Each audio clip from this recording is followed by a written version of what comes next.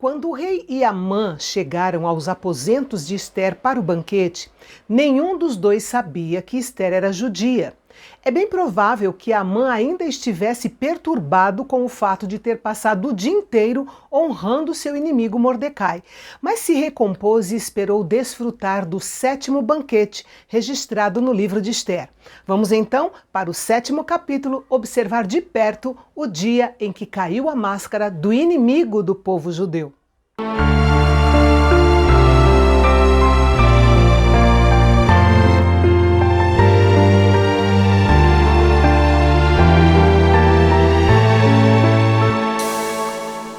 O rei Assuero havia esperado desde o banquete da noite anterior para ouvir a petição de Ester. Então, quando estava sendo servido o vinho, o rei tocou no assunto e perguntou pela 3ª vez: "Qual é o seu pedido, rainha Ester? Você será atendida. O que você quer? Até a metade do reino lhe será dado."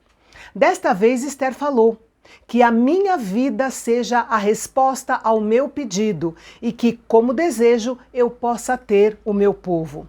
Veja que, mesmo quando ela finalmente fez o seu pedido, mostrou um grande tato. Ela não se identificou imediatamente como sendo judia, alvo do massacre. Mas ela concentrou seu pedido no fato de que não apenas a vida dela, como rainha, mas também seu povo corria o risco de ser exterminado. E que o rei usasse sua autoridade para livrá-los. Com certeza, o rei ficou tocado e perplexo com as palavras de Ester. Quem era o povo dela? Ester não era persa? Estava escondendo alguma coisa dele? Foi então que ele perguntou: "Quem é esse cujo coração o instigou a fazer uma coisa dessas? Onde está esse homem?" Ester não perdeu tempo e disse: "O adversário e inimigo é este malvado Amã." Diante dessa declaração, Assuero entendeu que a rainha Ester era judia e que involuntariamente ele havia consentido com o seu assassinato. Ele ficou muito irado e se retirou para o jardim do palácio para se recompor. Sua cabeça estava a mil.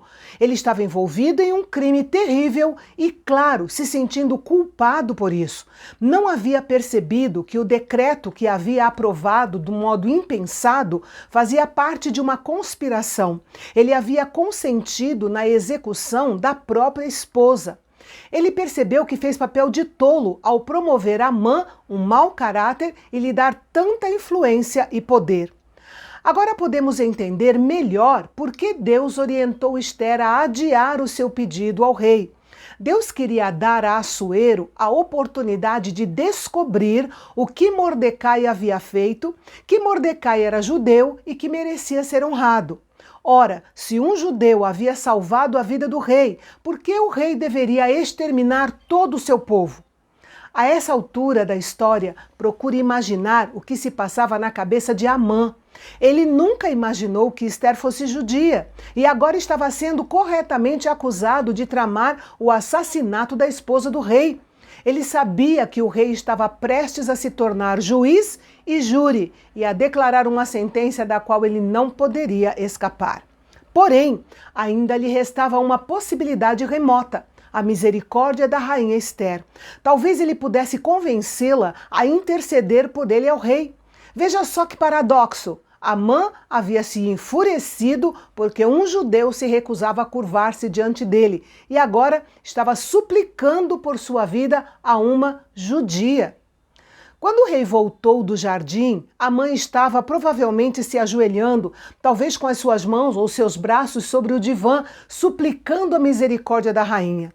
Mas quando o rei viu aquela cena, com sua percepção distorcida pela fúria, ele interpretou o movimento de Amã como uma tentativa de molestar Ester.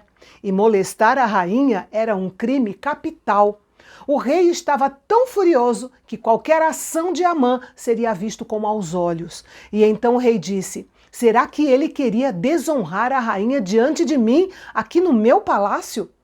Quando o rei acabou de falar, os guardas já vieram rapidamente e cobriram o rosto de Amã em um gesto de preparo para a sua execução. Se depois de escoltar Mordecai pela cidade, Amã tivesse coberto a cabeça em sinal de verdadeiro arrependimento, as coisas teriam sido diferentes. Mas ele se recusou a dar ouvidos aos avisos do Senhor. Era tão controlado pelo seu orgulho e maldade que não poderia enxergar os perigos que corria. Ao que parece, a notícia da intenção de Amã de matar Mordecai havia se espalhado rapidamente pelo palácio, porque Arbona, um dos eunucos que serviam o rei, sabia da existência e da finalidade da forca. Em Provérbios está escrito que o justo é libertado da angústia, mas o ímpio a recebe em lugar dele. A forca, de cerca de 22 metros, construída para Mordecai num lugar bem visível, foi usada por ordem do rei Assuero para a execução de Amã. Lembrando que provavelmente ele não foi enforcado com uma corda em volta do pescoço, mas sim empalado em uma enorme estaca onde agonizou até a morte, conforme era costume dos persas. Depois da sua execução, a ira do rei Assuero se aplacou. Este episódio nos lembra as palavras de Paulo aos Gálatas. Não se enganem, de Deus não se zomba, pois aquilo que a pessoa semear, isso também colherá. Amã semeou ódio contra Mordecai e colheu a fúria do rei. Desejava matar os judeus e foi morto pelo rei.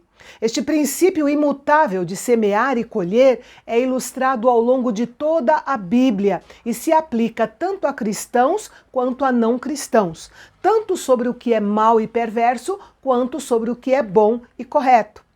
Até este ponto da história, o livro de Ester nos ensina lições preciosas. Aprendemos que é no amor e no autossacrifício que somos mais beneficiados. Aprendemos como depender de Deus para nos dar força e sabedoria, o que é totalmente contrário à cultura popular dos nossos dias da mulher empoderada em sua própria força. É preciso esforço e coragem para ajudar os outros. É cansativo ter paciência com os defeitos e fraquezas dos que nos cercam. Muitas vezes somos obrigados a carregar tanto sem sermos vistos, sem sermos elogiados ou recompensados. Mas isso é precisamente o que Cristo fez e faz. Nessas ocasiões, nos apoiamos nele e assim desfrutamos de um relacionamento mais próximo com o nosso Pai Celestial. Mas, apesar de o adversário ter saído de cena, o problema ainda não estava completamente resolvido, pois o decreto do rei ainda continuava em vigor e uma lei persa, uma vez decretada, não podia ser mudada. Era o terceiro mês e faltavam 9 meses para o dia fatídico no qual todos os judeus poderiam ser legalmente exterminados. Como Ester e Mordecai resolveriam esse problema? É sobre isso que nós falaremos no capítulo de amanhã, aqui no Canal Bendito, o seu canal de Fala Fácil. Até lá!